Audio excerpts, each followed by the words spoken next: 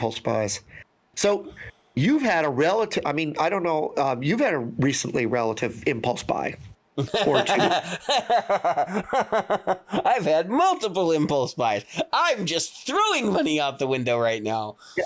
So the question that I have, because this came up in one of the podcasts I was watching or listening to or whatever, and they said that the typical impulse buy, which I kind of understand, is about $200, which is why all these Firefly videos and all the other videos go off the wall. Videos. I wish. Yeah, that's exactly what I was like. Really, $200?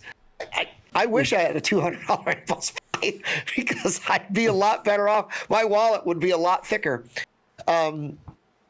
I spent $200 on a weekend. I mean, I'm not trying to brag, but Jesus, I can't even imagine. Well, I guess I impulse buy. I mean, I go out to dinner and and then go That's out not really. out to lunch. It's like an impulse buy is when you go into a store and you got a list of items you want, and then you just see something that's like totally on the list, totally out of left field, and really expensive or more expensive than you really should be spending, and you're like, you know what? I'm just doing it anyway. Treat yourself. Right. As people Treat say. yourself. That's the Parks and Rec thing. Treat yourself. Treat yourself. So that was one of my favorite. Parks and Rec. I love Parks and Rec. So yeah, I mean, I had those two impulse buys, and what's funny is one's a pre-order. I haven't had to pay it yet, but that bill's coming due in October. And then the other one is or thereabouts. And the other one, I already paid for it. The pedal is paid for. There's no like 50% down, 50% when they ship it. I paid for the whole thing. So, yeah, that does not. I mean, I'm not saying that's not the way of the world. Okay, I'm not trying to make myself out to be some martyr or something. I'm just saying it feels weird to pay full price for something that hasn't even gone out the door yet. So it just if you go to a mom and pop, you might put down a deposit and then they order it for you. I mean, when you're doing big box, they want the money up front, which always bothers me because I remember a time where that was not legal for you to take somebody's money without product in hand. You could take a deposit, but you couldn't take the full amount until you shipped it. Right. Right. Which is normal. Like I buy Funko Pops all the time. I pre-order them all the time. And those are impulse buys for me. I buy those things like I buy gum. And as a matter of fact, I just got a new AC/DC Highway to Hell sitting right up here. And I got my Devo Satisfaction. Is it in the box? What's weird, it's in the box. It's in the box, but the AC/DC one has to come out of the box because it hangs. I didn't know they hung. My son was like, "Dad, you should take that out of the box. It hangs." I go, "It hangs?" He goes, "Yeah, they got two holes in them."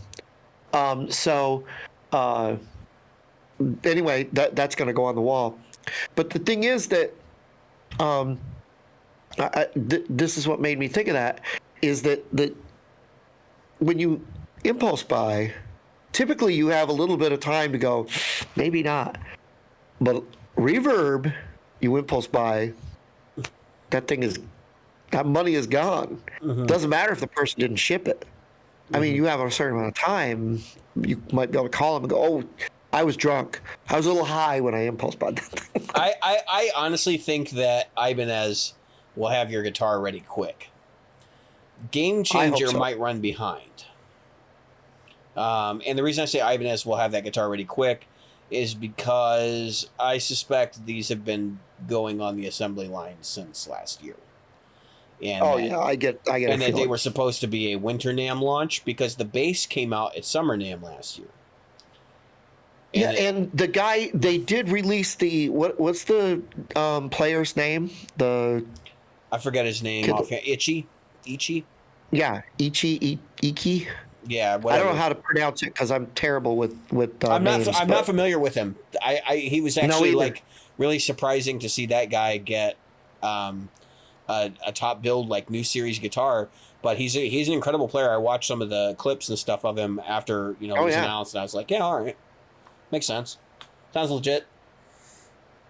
Yeah, I was blown away by this kid. But so I guess our question to you guys is these impulse buys. Do you really want to? So I bought the guitar with a lot of front end knowledge about guitars. Number one, and number two, the knowledge that if I don't like it, I can A, send it back to Sweetwater. About shipping or sell it. So I'm not really out anything. I'm not really taking that much of a chance. Same with this pedal, but you get an earked guitar, and this is the thing that I see online a lot. You get an earked guitar or Firefly. You look up on Reverb, they're like $400. I'd be like, fuck you. I'm not giving you $400 for that thing. You'd pay $400, and even if you did, that's your problem, not mine. Yeah, That is a budget guitar for a reason. And I don't care if you put, we've had this discussion before, I don't care if you put Seymour Duncans in it or DiMarzios in it. I don't give a shit. Take them out. It's still plywood. Yeah, take them out. I'll put my own damn pickups in them. Put the originals back in. You're the one that wanted those DiMarzios, not me. You know, I like so. Let's stop for a second. So let's talk about this for just a brief second. So the cost of the guitar, right? Like, electronics are like $300 total if you were to buy them off the shelf, which the manufacturers don't, and put together your own wiring kit for guitar, your own wiring harness. Pickups are about $100 a piece. Your controls are going to be about wiring harness $7 or $8 a piece, and then your wiring is going to be $1 worth of wire in there. The jack. And then the jack is going to cost you $10, and so like all told, you're looking at $300. Yeah. When you buy a ERT or Firefly or whatever, they're probably spending $100 in wood, and maybe it might even be, because I think that's where they're getting away cheap. I don't think they're getting away cheap on the electronics, which the electronics still sound like trash, so they're trying to get away cheap with the electronics. But even then, you still have to have copper. You still and that stuff costs money, and you have to have somebody actually make that for you.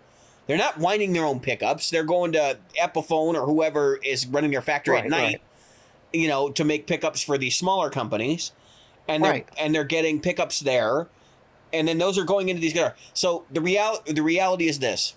This is why I made the comment I did. When you buy a $200 guitar on whatever Amazon, and then you try to sell $400 for it because you upgrade the electronics, stop for a minute, because the reality is you're still selling like $75 worth of wood. I mean, that's really what you're selling, and then $200 worth of electronics. Two pickups, Yeah, and that's why I don't understand the logic behind this pricing, this used pricing, because it doesn't matter that you put in, you personally, you're better off, and this I can't tell you how many people I've heard say this. You're better off if you bought those pickups, pull them out. Yeah, sell them separately. Sell them separately. You will get your money back that way. You're not getting it back that way, putting them in an ear. That's like attaching gold to a turd and asking for more money for a turd. And everybody knows it's a turd. The only people that don't know it's a turd are the people. The only people that don't know it's a turd are the ones who don't know any better. And there's a lot of people who don't know any better, which is why there are hundreds of these guitars on Reverb. So I'm particularly picking on Firefly. There was a video done by someone. I'm not going to call names out. I've done it enough on this show. They don't care who I am. I don't care who they are. Obviously, because I'll call people out if I want to. But in reality, this person did a review of a Firefly and then said in their review that this guitar's ready for the stage. Yeah, and I cackled. I didn't even think it was like, I didn't even look at it seriously. I looked at it and laughed, because I'm like, there's no effing way you would catch me going on stage with that particular guitar. A Cort, maybe. All right, that's you and I both, not a chance in hell. we both watched the same video, and this is why I thought that was an odd off the cuff statement, because that person began with that there's an affiliate link at the bottom of that video. Yeah, I know. And that's basically, if I haven't spilled the beans for our listeners yet, when you watch a video with a cheap guitar, what's always at the bottom? The affiliate link. That's right. That's right. And they get a few dollars for those sales. Yeah. I mean, it's not like the Amazon links where we get like pennies. It's this ain't rocket science. I'm not blowing the whistle on anybody or anything. If you didn't know this already, you probably weren't paying attention. I know I wasn't for a while, because I was trying to figure out what's the grift here, but I knew there was a grift. You know what I mean? But all that said, this is the thing that kind of that took me aback with that. The person said that the pickups didn't sound that good. That they were microphonic. Okay. But I'm going to take it on stage. Pulled the electronics out and said, "Well, this cavity isn't protected." Went across blah blah blah. I would recommend you shield the cavity. I would recommend you with the pickup covers on. All right. Let's just cut off. I don't want to go down that. I don't want to go down that whole rabbit hole. But wait. But I do have one thing to comment on what you just said. The shielding thing. That's complete nonsense. Now, shielding helps. I'm not going to tell you not to shield your guitars. That's a great idea to do. But there are $2,000 guitars that get sold every day that don't have a lick of shielding paint in them. I think I have some. I know you do. All I'm saying is, though, I don't want to go down. That's not the rabbit hole I'm going down. After they nitpicked all this stuff, okay, then at the end of the video said, "Yeah, I would use this as a backup guitar." Why? What? My question would be, if it's not, because it's going to sell his affiliate link, right? If it's not ready, yeah, I may as well use the pronoun. If it's not going to be good enough to be your primary guitar, what makes it good enough to be your secondary guitar? That's the thing I don't get. I mean, unless you've got a tech who's there changing your strings. And we'll talk about that. I think we're getting there. The bonus content with my gig report. Then you're not going to take that guitar to a gig. That's ridiculous. That's just not. That's malarkey. So I get it. If you want to buy, I get the fact that, because I've almost gone down this rabbit hole almost weekly. I look at a guitar that pops up on my Amazon thing and I go, you know what? I could probably throw some nice pickups in that and make it. Then I go to myself, why? No. That's exactly what I go. I go, why? Why would I do? That's exactly what I go. Why would I do that? What am I going to get? Let's say it's a $270 guitar, or $300 guitar. Well, in your case, you already have 5 additional instruments behind you. I know. So what the hell? What do you? I gotta have one more. No, you don't.